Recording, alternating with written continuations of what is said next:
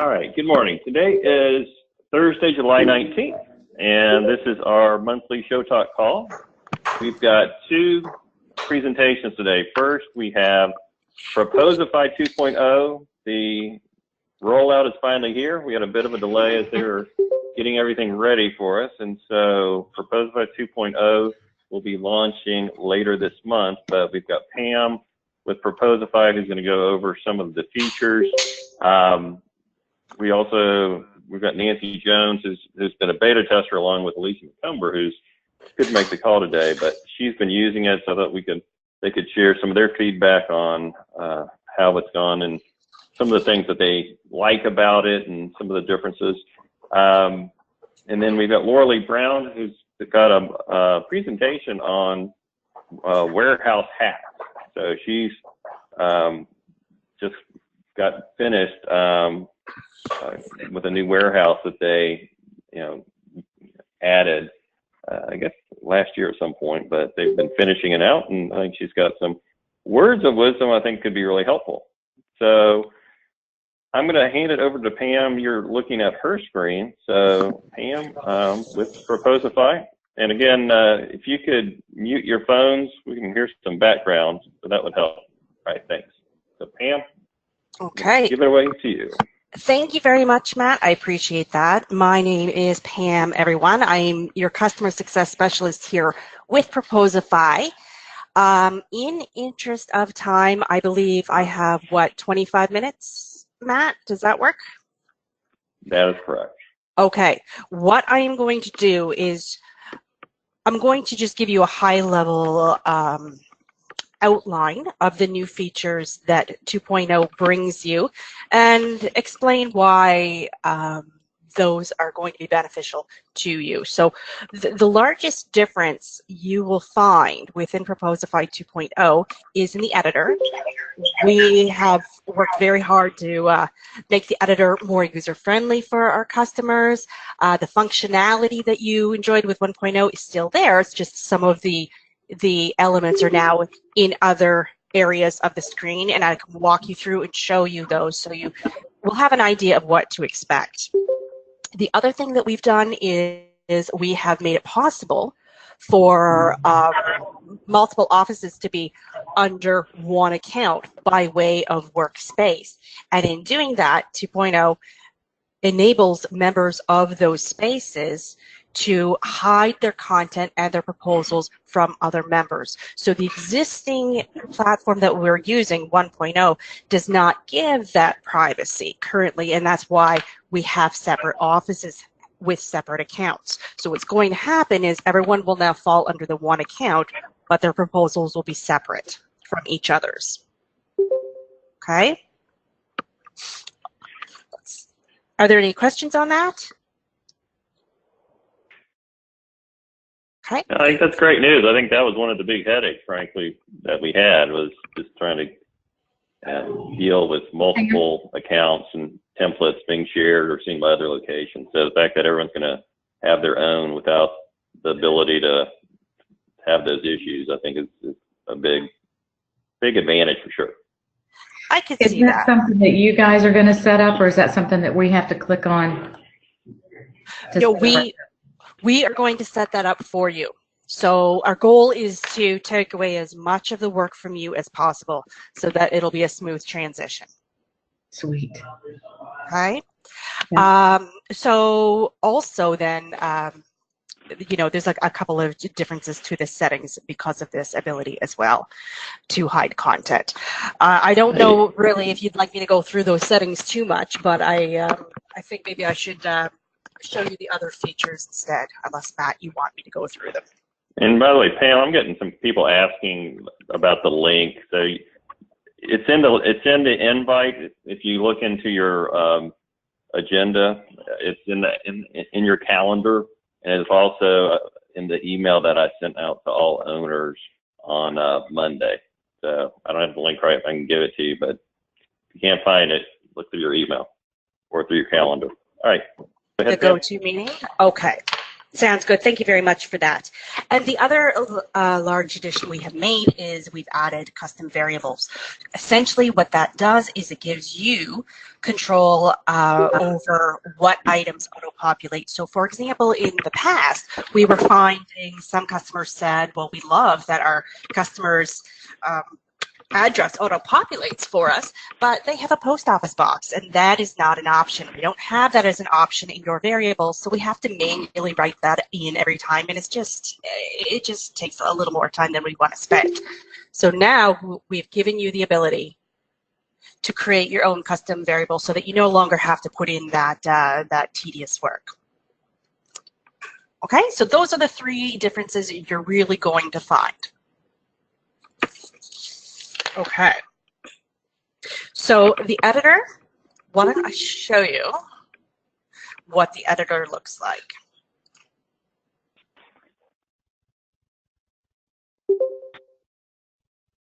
Okay, so this is the editor. So I'm sure that you will see right off the bat that it's laid out differently than in 1.0. So we tried to streamline this here for you so it's a little more user-friendly, a little more intuitive. So the first thing that you'll probably notice is the sections, the sidebar that you see on the left. They used to be on the right-hand side. Now they're on the left, clearly. And the styling toolbar, which used to be on the left, is now on the right. Okay, you see that there? So I don't know if you recall, but in the current version 1.0, with the styling toolbar, if you were to need to set styling, if you were to need to change styling options or you know, change the size or what have you of our text box, you would have needed to actually click into the gear icon of the text box while it's in your proposal. Now we have the contextual sidebar. So what should happen is that this sidebar will change for you just to make it a little easier for you to see what your options are. So I will show you, for example, how that is laid out. Okay. You can see this is an example I've used in the past. So I'm going to insert a text box just to demonstrate how this works. Okay. So I just clicked the text box over on the right-hand side. You can see the sidebar changed to text box properties. Nothing is there. Once I drop the text box into the proposal, you will see text box properties actually do appear within the sidebar. So you can see you can set the width, the height, corners. You can rotate it. One thing I do really like about the text box now is that you can change the background color. So the reason why I think that is great is because it gives you a great way to highlight an item. So if I change the opacity of that, if I drag that over, let's say I drag this over Dear John, then you can see that I could highlight that text. Okay. Let's see, also we have added thumbnails to videos. I'm not sure if you use videos or not. We do. Do you? Okay, perfect.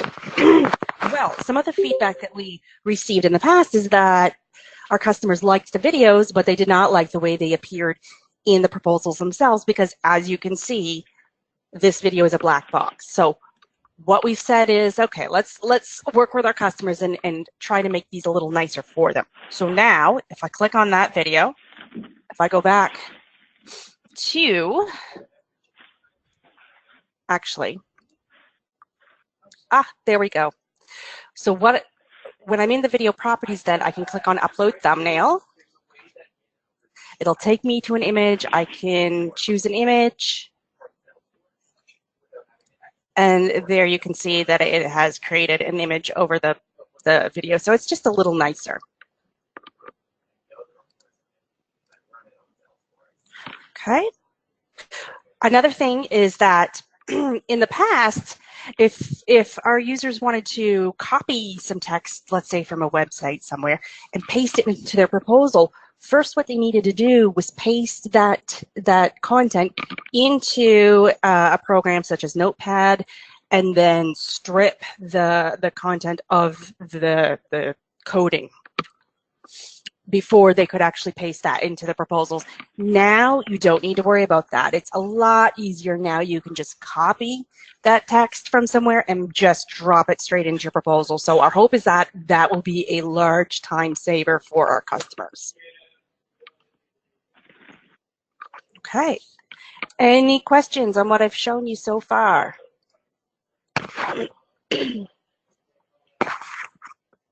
Okay.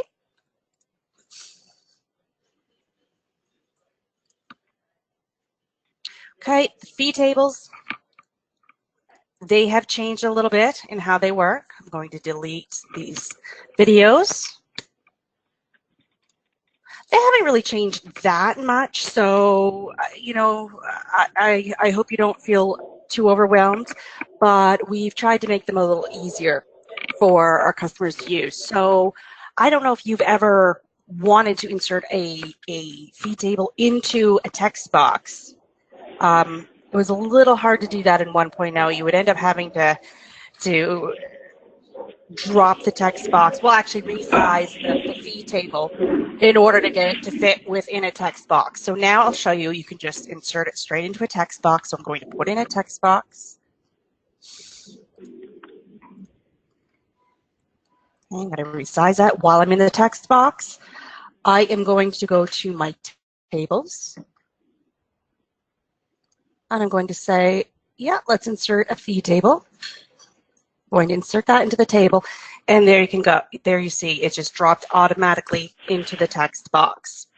So you don't have to resize that anymore.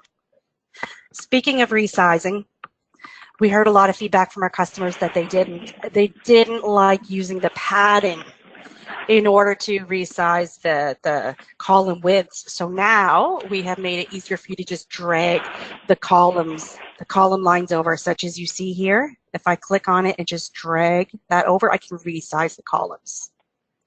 It's much easier that way.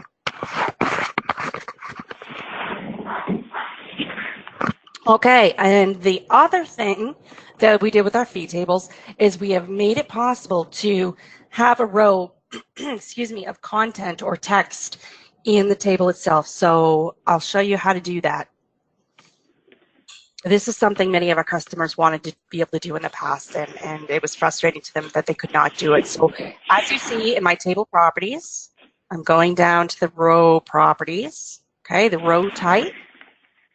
Once I'm clicked in the row that I want to change, the row type has the content. So I've changed this to content, and as you can see, I could add text all the way over. Okay, so that's fee tables. I hope that's going to make your life a little easier. Is there anything specific that any of you would like to see at this point? How can you change the line spacing? That was the one thing I was having trouble with. The line spacing is too wide. You're like on, I was on the summary page or in the fee tables, and if you hit enter, it drops it down to where it's almost double spaced. I wanted it to be more like where your spacer is now, almost like single spacer, and I couldn't do that. It was either 1.15 or greater. Okay, and you wanted that throughout the proposal or just in that one specific section? In the summary section where you have the three boxes, do you have one of our templates that you can show? I do not have one in 2.0 yet. I have it in 1.0. Okay. I'll send you a separate email then and ask you. Okay, perfect. Okay, yes, please do that. So Pam, one of the complaints we've had on Proposify is that templates would disappear. Is that they would incorrect disappear? Here? How do you mean? What, they would just disappear? People would have templates and they would be gone from their template section. So well, that Yeah, that shouldn't happen. That should not happen. I don't know if it's because templates could be shared or something like that happen, but Well, I've heard of it. I've heard of it happening if a template is accidentally deleted without the user realizing it, but I haven't heard of them just simply disappearing. It's something that I think that would definitely be worth investigating, because after spending so much time creating your templates, you're not going to want them to disappear. So maybe we should follow that up to see if we can figure out why it's been happening. Okay, well, maybe with I'm hoping the new 2.0 that's not an issue, since they're going to have separate accounts essentially. But yeah, I hope someone asked that question. I hope it's not an issue. I mean, it is a great question, but yes, if you can think of a time then that's happened that we can investigate, or you know, if it happens again, please let us know, because that absolutely should not be happening. Okay. Okay. Okay. Any other questions? Okay. Let me quickly go back to the dashboard, which is essentially the pipeline. Okay, one change we have made here is we've tried to make it a little easier for you to perform few actions straight from the pipeline. So I spoke with someone this morning, for example, who said that he hated the fact that he had to drill through a couple of different steps in order to download a proposal as a PDF. Now you can do it straight from the pipeline. So there are 3 dots over here. If I click that, there are 4 different options you have. You can duplicate it, download it as a PDF, send to client, or archive it. Send to client, don't worry, it won't send right away if you select it. It'll just take you to the send screen so that you can create your email and then send it off. Okay? I don't know if that's something that you would find of value, but for him, he loved it. Excuse me. Now, speaking of the PDFs, how important are the metrics to you? Do you use the customer view metrics very often?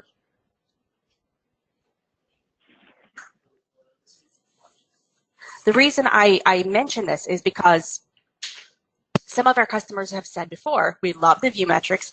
We like to see, and I'll take you to the metrics, we like to see which sections of the proposal our customers are viewing so that we can get some insight, right? So that would be yes. Yeah, I think most of our people, or if they're not, they should be looking at their metrics. Okay.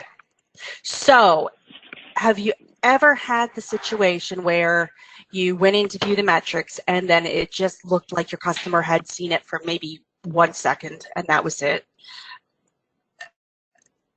We've had some situations from customers who have said that they don't like the fact that their customers can download the proposal as a PDF and view it that way, because what happens is they lose all of those view metrics. In 1.0, there really wasn't much you could do about it. They had the option to download as a PDF. They just did. Now there is the option to turn that off. Okay, so if you want to force them to view it over, online, then you can do that there at the settings level, okay, in the client preview, and you will see it here. So this is what the customer views. Now you can tick that off. Okay? And speaking of the metrics, we were told that our customers wanted to be able to view the business metrics of their individual users. So here you can see it by workspace, but if you want to drill down and see what the individual user is doing, you can now do that. Okay? And you can see, for example, that Pam Schofield created 6 and she won 0. Well, that's not so good. Then you know that maybe you want to speak with her and say, what's going on? How can I help you? Okay? So that's how we've changed the metrics as well.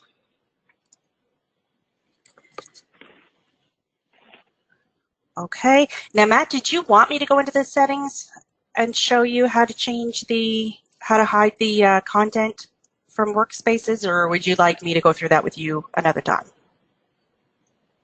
We've got you till 10:30. So unless you have additional content to review, you can show it. Okay. I mean, there are some other things. Well, first of all, why don't I just tell you some other things? If there's something that you want to see more than that, then let me know. So what you can do now, instead of creating proposals from the pipeline, okay, such as here, is now you can go into the client section, choose your client, the contact, and you can create a proposal from there. That's another change we made. Okay. Some people really like that. Okay. We can also disable the thank you email that is sent to customers after they've accepted the proposal. Okay. That's something that we did not give the ability to do before.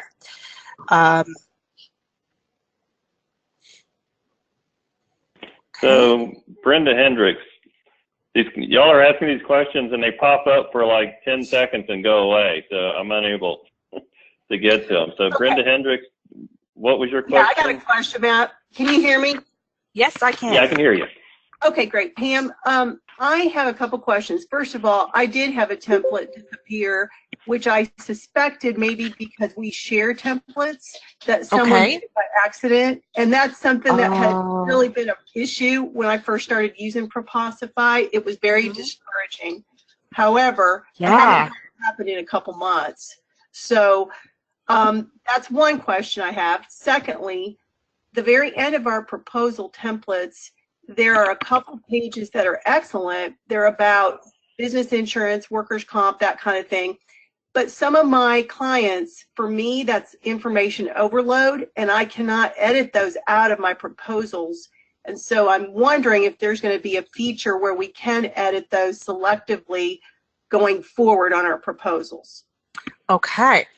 I hear what you're saying. So I believe, okay, can I ask you a question? When you create a proposal, are you going into the template library and generating it from there? Yes, I mean, I have, well, not now. Now I have my template set up. So I go into, I guess it's, let me think where I go. I go into where I see everybody's templates, like in Show Homes, and I pick mine because I have mine in there now, my Tulsa ones. Okay. You can delete those pages pretty easily. You can. If you don't want them on there. So here's the thing. I think that this is going to be a great question for the in-depth product training that I'm going to be providing here either next week or the following week. Because I think it has a lot to do with your workflow. If we go through and we generate the proposals from our dashboard, then you should be able to go into the proposal that you create and delete anything you want, because at that point it's just your proposal. Okay? So I've never figured out how to delete the last 2 pages of the insurance. Okay, how about you and I have a follow-up call, and I'll show you how we can go through that. And I'm also going to deliver the product training. I'm going to schedule the product training. I'm going to send some dates to Matt. He'll distribute them to you. And I absolutely recommend that everyone joins it, because this is a system that does take a little while to wrap your head around in terms of the workflow. And I think it's very common for us to think that if we go into the templates themselves and start from there, that's going to give us what we need, when in fact it's not necessarily the place that we should start from, okay? And that's not your fault. That's because we need to train you on that. I will say, just if you do have questions like that, I mean, we've done some training, but if you just use the bubble in Proposify and ask it, they normally are really responsive and really good. They're really good. They definitely are. Yeah, so I would absolutely recommend reaching out to them. It is right down here in the bottom right-hand corner of the screen, Also, in the new version 2.0, there is a lifesaver at the very top of the screen in the right-hand corner. That will take you to our help section, where we'll answer a lot of questions for you. And but I am also here for you as well to answer some questions you might have. And I think that you should definitely follow up with me. I don't know if you have my email address. Perhaps you can get it from Matt, but get in touch with me and I'll show you how to go and make those changes that you want, okay? Pam, if I may interrupt, this is Ted from Minneapolis, and we have some, we're the new, Ann and I are the new owners, and we're having problems with when somebody creates a proposal, it doesn't copy me as the general manager. It doesn't automatically send. Is that something I can do in the chat box, or is that something you and I can do via email or a separate conversation? I would say send it to the chat box, try with them, because usually you'll hear back faster from them than you will with me, because I'm often in several meetings throughout the day, whereas they're here, they're dedicated, they're waiting to hear from you, and they know the system extremely well, even better than I do. So I would send that straight through to them. But anything training related, such as the item Brenda just brought up, that's something that I can definitely spend some time walking you through. Okay. When we use the chat box, does the owner of the company have to be the one that makes the changes in the setting, i.e. when the email sent out to the general manager, which is myself, does the owner have to be the one that make those changes, or can anybody in our show homes company do it? It depends on how the privacy settings are set up within your account, right? Some people are given the permission. Some people give everyone in their account permissions to go in and make those changes, whereas some do not have those permissions. So Ted, I set you up, so you have the permissions to make changes. Excellent. Okay. And if you ever find yourself in a situation where you don't know who to go to, but you need help and you just don't know, contact me and I will, if it's not me, I'll get you in touch with the right people. Okay, and I think I probably have your email via the email Matt sent out, but maybe I don't. But if I don't, I'll just ask it. I'll get it from Matt. Absolutely. Perfect. Sounds good. Okay. I think I've used all the time that's been allocated to me today. Pam, what is your email? It is. You want to just share it? It's Pam at proposify.com. So PROPOSIFY.com. Okay. Okay. So again, I think it's going to be a more. Okay, Laura Landisman, I'm not seeing your question. Why don't you go ahead and ask it.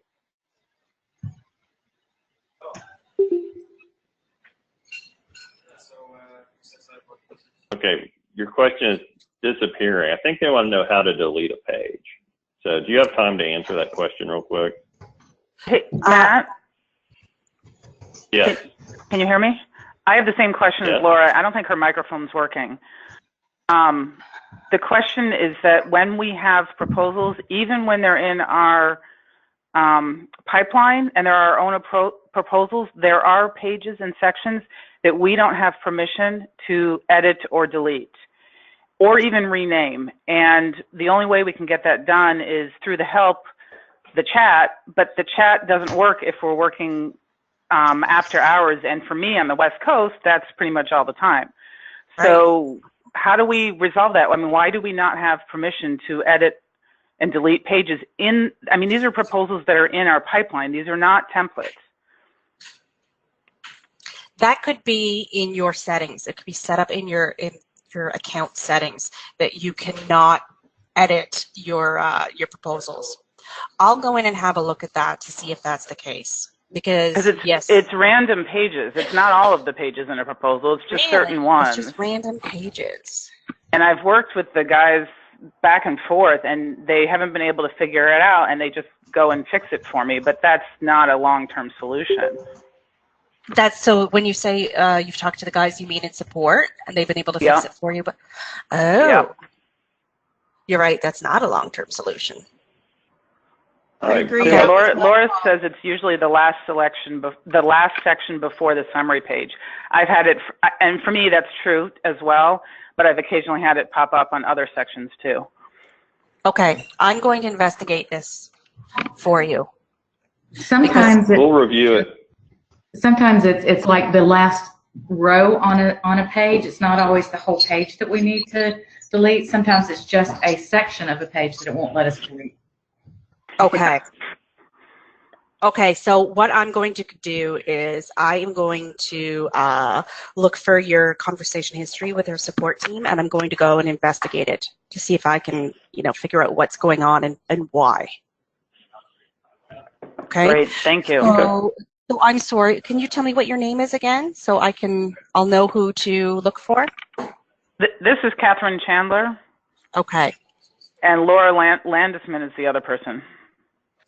And Pam, Sure, Brenda, I'm too. I can't Brent. edit the last 2 pages ever. It'll always say to me, you do not have permission to remove this content. Okay.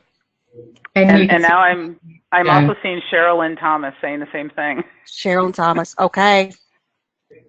Well, I have some work to do. I need to do some investigating here because it would be very difficult for you to succeed in creating your proposals that way. Awesome. So thank you. You're welcome. I'll do some investigating, and I will send a message along to Matt and ask him to distribute it to you.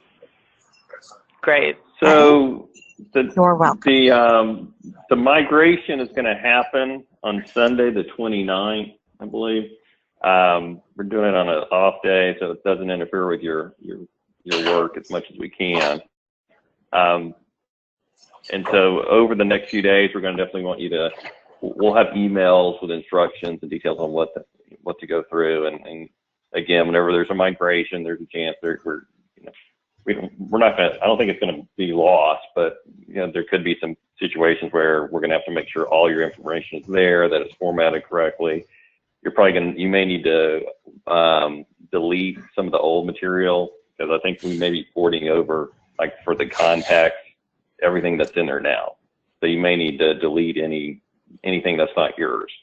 But we'll have instructions on it, and then we'll have I want to say 2 or 3 in-depth trainings with Proposed By as well. And we're going to be using. She didn't use our template today because we've not migrated to 2.0, so there's no template to show. So we're probably going to wait to do the training where she can use the template when we've migrated. So after the 29th, so sometime in early August. So give you a heads up on that. Very good. All right, guys. Okay. Well, thank you, Pam, and we look forward to the migration. All right, we'll talk to you soon. Thank you very much. Right, I'll be in touch. Okay, bye-bye. All right, I'm going to take over the presenter rights. So, Laura Lee, are you still with us? Hey there.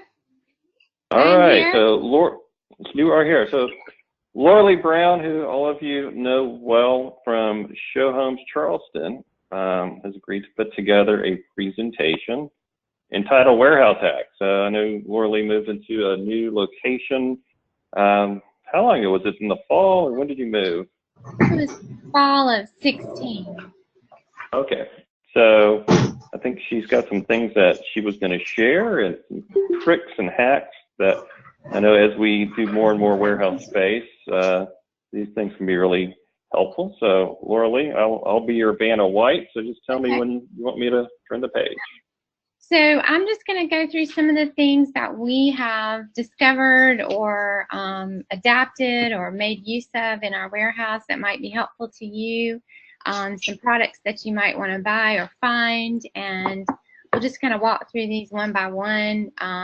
We have some other things too, but I wanted to limit it to just enough for today. But if you have any questions, don't hesitate to reach out to me or Debbie, our operations manager. So with that, Matt, if you'll just go ahead to the first one. So I know that many of you have these utility carts, but if you don't have them, they are just really wonderful pieces of equipment to have in your warehouse. Our gals use them to pack their bins, and it really saves their backs. And then we also use them for condominium installations so that we can roll those bins right on into the elevators and get them up to where they need to be. We have two of them. One of them we bought like from a Lowe's or a Depot, and then one of them I found on Craigslist for $50. So, you know, every once in a while I'll get on Craigslist and just see if there's something that I can use in my warehouse that's a good deal. So that is just a really great piece of equipment. Go ahead, Matt. And by the way, Laura Lee at the end of the presentation shows where she has sourced a lot of this stuff. So if we're getting some questions about sourcing, and just as a heads up. So the next thing is basket truck, and are great to hold things that you need to have depth for. We have two of these. Actually, we have three of these. One for king pillows, one for queen pillows, and then we have another one that holds our moving blankets. And these you can get and put together yourself. It's really wonderful. They're on casters, so they roll around. You need to reorganize your space. Very easy to get them where they need to be. The next thing is the lazy keys and turntable. We have several of these on the shelving, and our shelving is kind of deep. It allows us to be able to rotate certain pieces so that we can get to it a whole lot easier. And they come in different sizes, but we like the bigger size. These are plate racks, and what this allows you to do is to have the plates on the shelf without stacking them. You can grab them easily from the top. If they were stacked, then you'd have to move them, which you don't need, to get to the ones you need. This way you can just grab them as needed. These are also great for shelving. They basically create an additional smaller shelf within a bigger shelf. So it allows you to have, rather than having lots of small things on one shelf, you can have many smaller things on two shelves or two levels. Okay, this is one of my favorite hacks. We were having a struggle with our bubble wrap because we were needing to store it, and it was in bins, and we'd have it in multiple bins.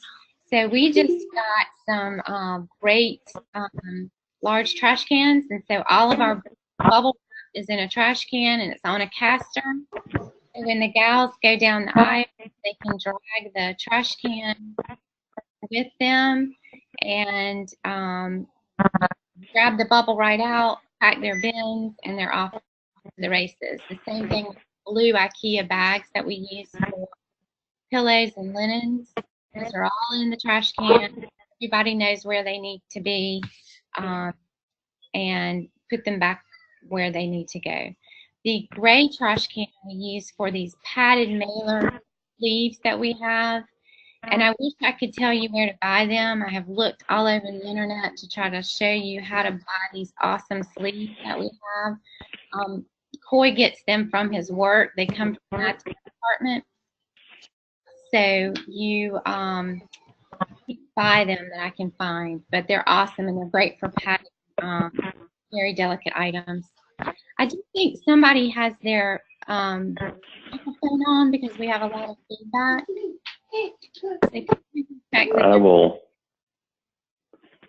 I'll try to mute them.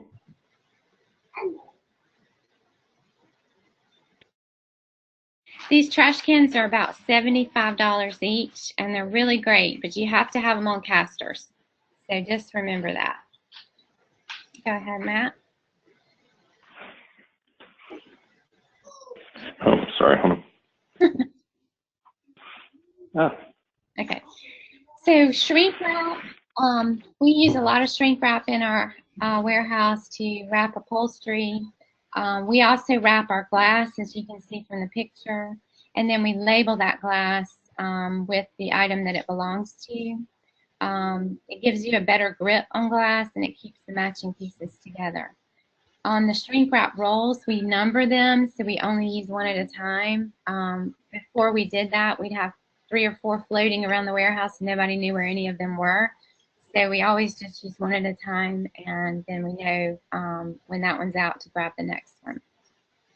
We do laminate the tags with the for the glass so they can slide out easily and not get crunched. This is Debbie, our operations manager. Go ahead, Matt. Okay. We were really struggling with rug inventory and trying to be able to see the rugs as we need them, and the designers to know exactly what we had on the shelf. So we created a rug inventory system, and I'll go through this very, very briefly, but we have all of the rugs cataloged in a binder, and they're indexed by small rugs and large rugs. The rugs that are out in projects are in a whole separate section. So once it gets selected for a project, then it comes out of the binder and back in a different section. And then each rug is also tagged, as you see in the picture on the bottom, with a laminated picture of itself and the size. So that then when that project goes out, the tag comes off and it goes with all of the designer notes for the project. And then it stays in that file until we go to destage. When we destage, then it gets reattached, and then it gets put back into the inventory that's available for the designers to choose from. But rather than them going out into the warehouse, flipping through rugs that are rolled up and hard to get to, this allows them to just sit in the office, flip through the inventory. It's cataloged so they can see and select. It's worked out really well. We're still not perfected, but it's pretty darn good. The next thing is sofa and chair covers. We love using the sofa and chair covers because they just protect the inventory. We've also just discovered that the sofa covers are great for headboards as well. So especially if you're working in the weather and the rain, it just protects the upholstery. It also keeps it clean while it's in the warehouse. Go ahead, Matt. Matt?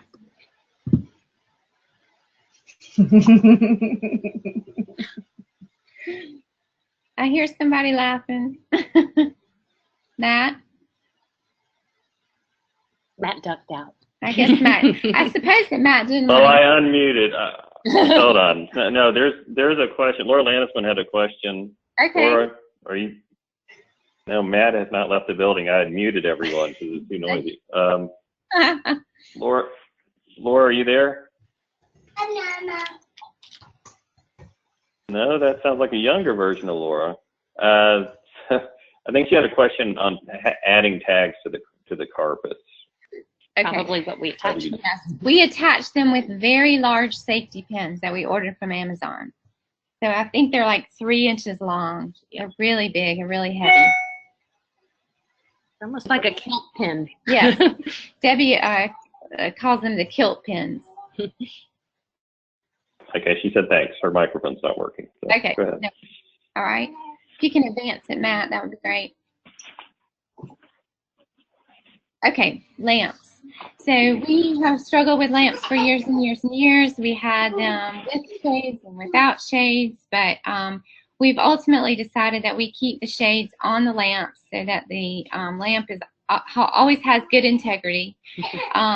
We place a clear plastic bag over the lamps, and then we keep the pairs together. We never separate them together, or there will be a permanent divorce. While they're transiting, we keep them in a bin, protected with padding or maybe pillows. And then those lamps also only go in a van. They don't go on the truck. After it arrives at the property, then we take those bags off the lamps and place them under beds along with the bedding bags. So all of that stays in the property while it's being staged. And so it has really helped to preserve our lamps and keep everything together and keep us from having lamp headaches. A little quick tip about the lamps too is that I always make sure that the cords are wrapped around the lamps and go up into the harp where you can secure them very easily, because that is a sure way to have a lamp accident. Yes. Okay. The next item, I think, is self-sealing clear mailing bags. So these are what you would get a catalog in if you got a catalog in the mail, and they're plastic on one side or clear on one side and usually like a silver coated on the other. And I had purchased these to send out some marketing materials at some point in the past, but what we found is that they're better than a Ziploc bag because they're very, very durable. And so we use these to keep parts together, like crib parts and shower curtain rings and lots of things that you want to keep together and you don't want to get wet. And so, I mean, I don't think there's too much here we don't use a clear mailing bag for. They're really, really, really handy. And the self-sealer allows you to attach them to like another part of the piece of furniture or like the crib decking or something. So that's a nice feature of it too. Yes. Okay. All right. We have a lot of these large zipper bedding bags. It's like what you would find a comforter in if you bought a comforter from the store. But we fill them with all of our comforters, our duvets, our Euroshams. I mean, there's just so many things that we use these for. And it just keeps everything protected and clean. Debbie likes to label them also, so when they go through the aisle, they know exactly what's in that bag, and you don't have to search for additional items. So it just really keeps all of the bedding and consolidated. Okay. This is Debbie's tool and parts cart, and ours is really messy right now, so I didn't want to use its picture. But we keep all of the loose little items, and what I said is that organize all the extra parts, screws, nuts, bolts, wire, and all the crazy little things that you don't need, that you might need and will probably need tomorrow or maybe never. So, you know, you've got lamp windows and feet on shelving, or, you know, just all the odds and ends. They're really tiny sometimes. So we keep them all on a parts cart, and it's on casters as well, so we can wheel it into the office if we need to. And this thing is just so handy. And I think it's probably one of the best purchases in the warehouse. I love the tool cart. Go ahead. Hey, so Lisa Gulliver doesn't have a microphone, but she posted something that if you use the bags somehow, and Lisa, I'm having to memorize this because your chat went away with like after 8 seconds. Something like you can use a vacuum to suck out the air or something. No. That makes sense. No, ours aren't vacuum sealed. Ours are just the regular bedding bags that you would find in the store. I order them from Uline. They're not suctioned. I mean, you could squeeze out the air manually, but we don't vacuum ours. Okay. Okay, so I called this the BEDSKIRT headache saver. So after many, many years of having to iron lots and lots of things, I decided that we have them all hung on a garment rack, and Debbie marks them with their sizing, about what size it is, and then it's not on a tag or anything. So it's permanently marked with a Sharpie. So when the designers need to shop for one, they just go to the garment rack, kind of flip through, decide what they want or what they need, and then they can grab it. Just have to be careful you mark the decking and not the skirt. Right. Right. Yeah. That's how I know. So last slide here is just kind of where we get Harbor Freight is great. They have very cheap items. I think the tool cart came from Harbor Freight, and they have great coupons. So, you know, look for their sales. And sometimes I just like to walk through there and go, what are the things in here that might not be used for their normal purposes that we could use in our warehouse? Also, Northern Tool, all of our The big bins that we hold the pillows in came from Northern Tool. A lot of our shelving came from Northern Tool, so that's a really great resource. Uline has really great products for warehouse, so I would highly recommend them. And then Amazon, of course, which we all love to use. Just really good things on Amazon as well. As I said earlier, I love to shop on Craigslist and look on secondhand swaps. Just a couple weeks ago, we were able to get a rug rack actually for $100. So this is one of those like you might see in a retail store or Lowe's. And so we are so excited about putting some rugs up on the rug rack so that they're hung, and some of the ones that get a little crazy by being rolled up, we're going to try to get up on the rack. So, you know, just always be looking for those things on secondhand sites, because you'd be surprised what you can get things for. So that's kind of it. I hope you've enjoyed it. We have just come up with some things we thought we might want to share with you from our warehouse. Matt, I'll turn it back. Thanks, guys. Awesome.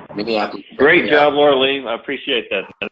Everyone's, hopefully you got a couple of golden nuggets to take away with your business that you can use for your warehouse. So, any questions for Laura Lee, or any of your own hacks that you've got on the warehouse side? Abby, you have me? What was that? Ann might have a comment on the warehouse side, Matt. Okay. Yeah.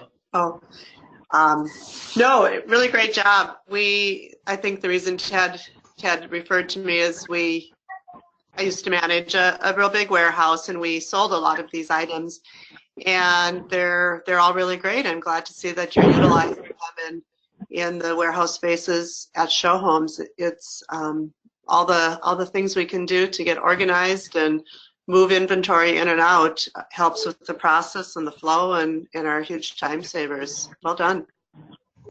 Okay, awesome. Any other feedback or questions? What's the best way to store your rugs? Rolled and on their side? That's Laura Landesman. So. Yeah, that's what we have found, that rolled and on their side is best. We wrap them with shrink wrap, and then I just saw a staging studio video today where they wrap the very ends of the rugs really well so that the end pieces don't get dirty while they're being mixed in the warehouse.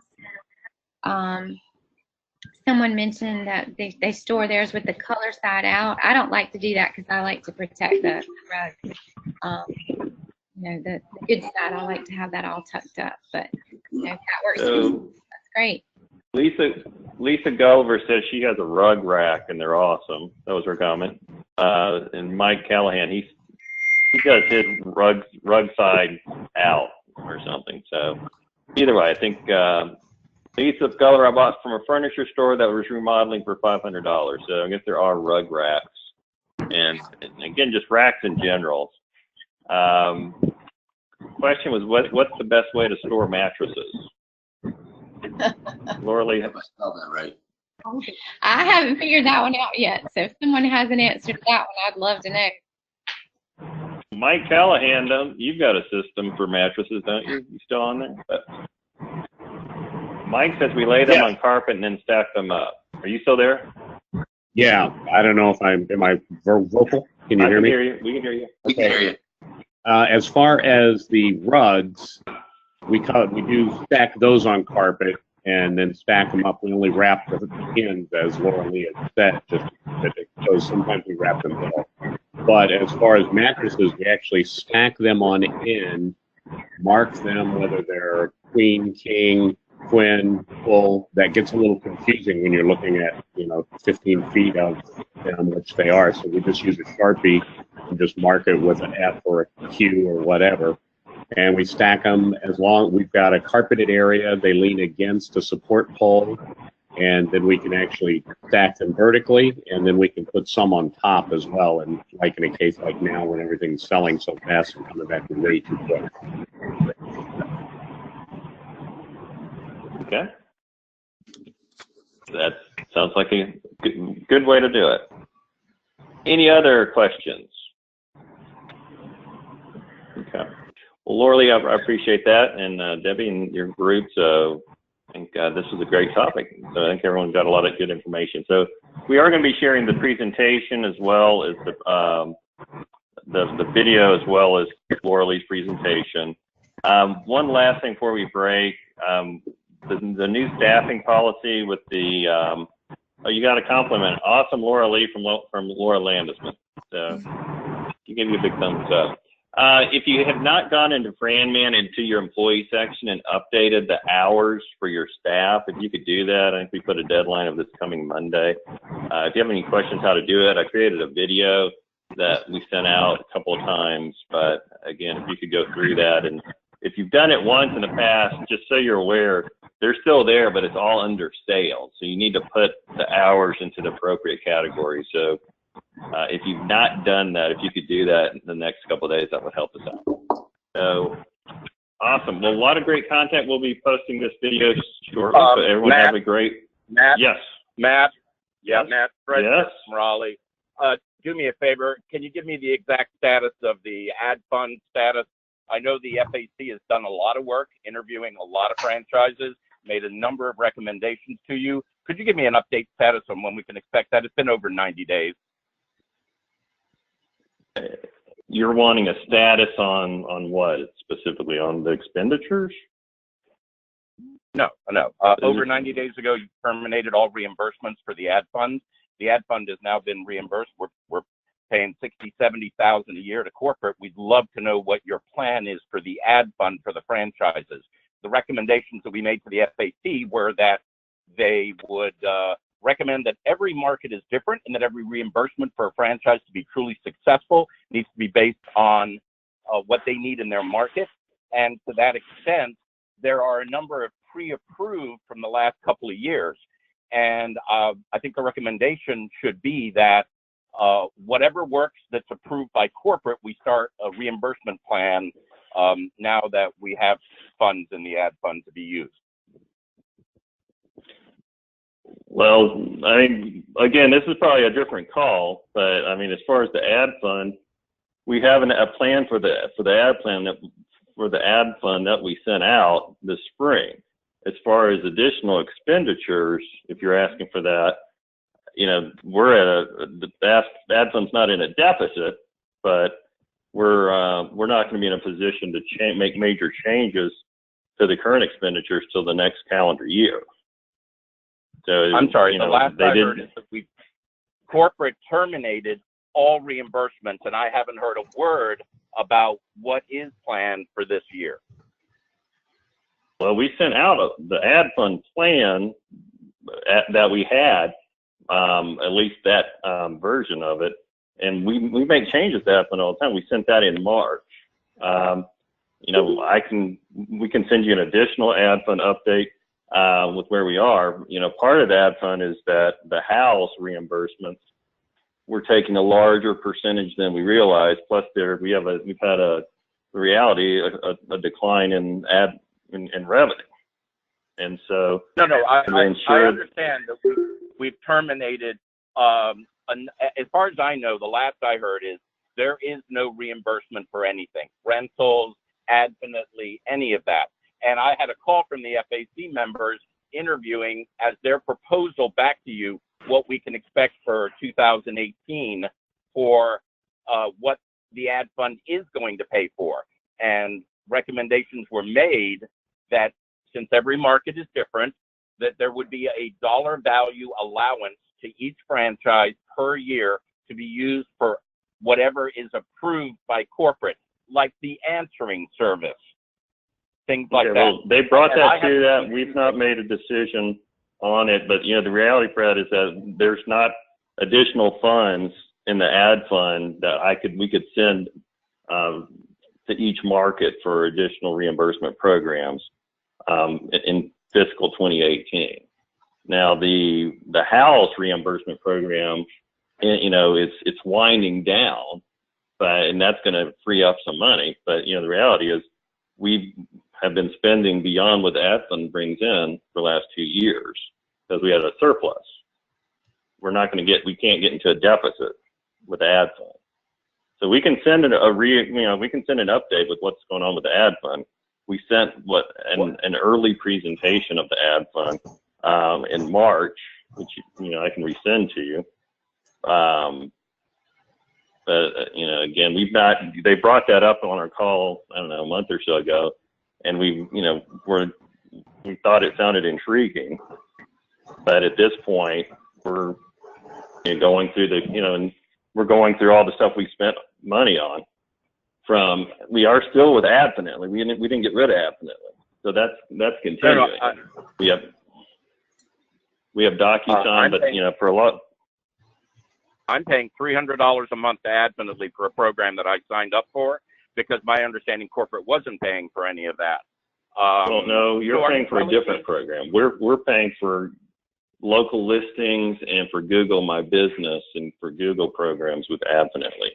You're paying for an additional program that Adfinitely is doing that, I want to say 4 or 5 franchises are utilizing, which is at a really highly discounted rate. I'll get with Lynn on that. So are you telling me that 2018, that the majority of funds that we're paying in are going to pay the deficit from the last couple of years? No, it's not for the deficit. What I'm saying is we have a whole list of things that AdFund utilizes, from DocuSign to House, which we're getting out of, but it's still, that was a chunk of it. To Adfinitely, to I don't have the complete list in front of me. Okay. But I'll get with what Lynn. we found is that I'll get with Lynn and let you two get together and send me an update so I can see exactly where every penny of what we're paying into the ad fund is going, so I can get a better. We have a reconciliation. We have an account where the ad fund goes. We have a reconciliation every year, and the money for 2018, when the next, when that is reconciled and we have our audit, we'll post it for next year. But we post all that money, so we're all right, guys. Well, I appreciate the time, and y'all have a good weekend. We'll talk to you soon. Thanks.